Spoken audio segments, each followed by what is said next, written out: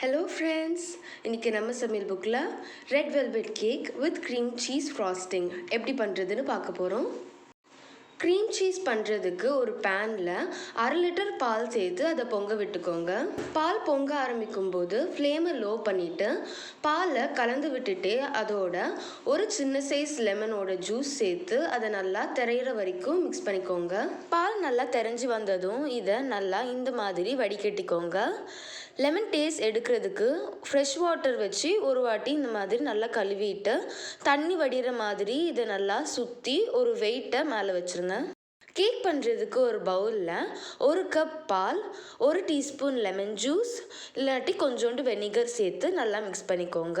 இப்போ ஒரு பெரிய பவுலில் 1 கப் சர்க்கரை, 1/2 கப் எண்ணெய் சேர்த்து 2-3 நிமிஷம் நல்லா மிக்ஸ் பண்ணிவிட்டு இதோட 1/2 கப் தயிர் அப்புறம் நம்ம கலந்து வச்சுருந்த பால் சேர்த்து எல்லாம் எண்ணெயோட ஒன்று சேர்ந்து வர வரைக்கும் நல்லா மிக்ஸ் பண்ணிக்கோங்க. இப்போ இதோட 1/2 டீஸ்பூன் வெனிலா எசன்ஸ், கொஞ்சோண்டு ரெட் ஃபுட் கலர் சேர்த்து நல்லா மிக்ஸ் பண்ணிவிட்டு இதோட ட்ரை இன்க்ரீடியன்ட்ஸ் சேர்க்க ஆரம்பிச்சிடலாம். 1 கப் மைதா மாவு, 1/4 டீஸ்பூன் உப்பு, 1 teaspoon baking soda, 2 table spoon cocoa powder எல்லாத்தையும் நல்லா சலிச்சு சேர்த்துக்கோங்க. கட்டி எதுவும் இல்லாத மாதிரி ஒரு விஸ்கு வச்சு மிக்ஸ் பண்ணிட்டு ஒரு கிரீஸ் பண்ண டின்ல சேர்த்துக்கோங்க. கிரீஸ் பண்ணுறதுக்கு அந்த டின்ல எண்ணெய் இல்லைனா நெய் சேர்த்து ஸ்ப்ரெட் பண்ணிட்டு அதுக்கு மேலே மைதா கொஞ்சோண்டு டஸ்ட் பண்ணி எடுத்துக்கோங்க.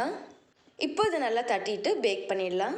ஒரு அடிகனமான பாத்திரத்தில் ஸ்டாண்ட் பிளேஸ் பண்ணிவிட்டு அதுக்கு மேலே நம்ம கேக் டின்னை பிளேஸ் பண்ணிவிட்டு மூடி 40-45 நிமிஷம் லோ டு மீடியம் ஃப்ளேமில் வச்சு பேக் பண்ணிக்கோங்க. கேக் பேக் ஆகிடுச்சான்னு பார்க்குறதுக்கு ஒரு டூத் பிக்கை கேக்குள்ளே விட்டு பார்த்தானா டூத் பிக் நல்லா கிளியராக வெளியே வந்துச்சுன்னா கேக் பேக் ஆகிடுச்சுன்னு அர்த்தம். அப்படி இல்லைன்னா இன்னும் கொஞ்சம் நேரம் வச்சு பேக் பண்ணிக்கோங்க.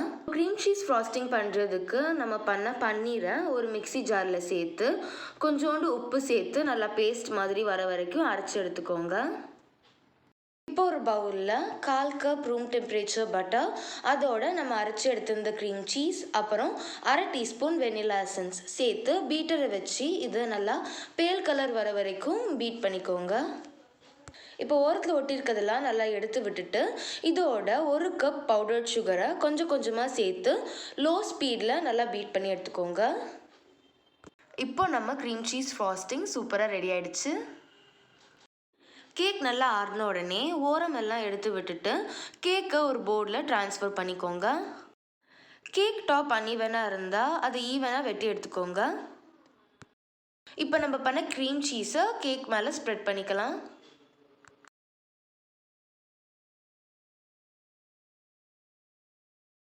இது டெக்கரேட் பண்ணுறதுக்கு மேலே ஒயிட் சுகர் பேர்ல் சேர்த்துக்கிறேன்.